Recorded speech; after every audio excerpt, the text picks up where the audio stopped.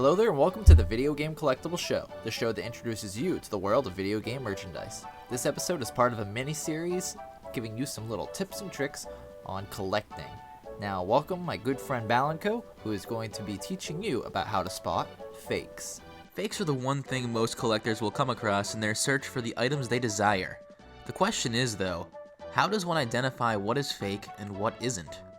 Well, the good news is that for the most part, it's fairly easy to find out in mere seconds. The bad news is that with every passing day, more fakes come into the market. The most commonly faked items are plushies and very small figurines, typically with no moving parts or buttons and pins. The poor workmanship of a lot of them can speak for themselves, but some are very well done. The quickest way of telling them apart is if the item has the copyright stamp on it in some fashion. Example: with a plushie, you will typically have a tag attached to it like you would on a Beanie Baby. On that tag, look for the copyright of the company that owns the rights to it, such as Nintendo if it is a Mario item. If there is nothing of the sort on it, then it's probably fake, especially if the seller is from China, as most fakes originate from there. It is usually best to avoid China for most collecting period, unless you are sure of what you are buying. eBay is great for deals sometimes, just make sure it isn't the seller getting the deal and not you. If you want more security on items such as plushies, stick to reputable online outlets such as shopcsx.com.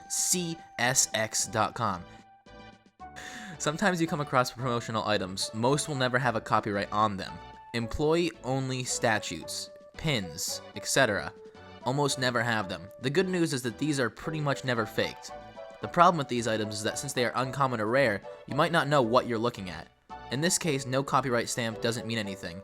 So, if an item is of interest to you and you cannot find any others of it, do your homework and take your time, so look around the internet to see what information is out there.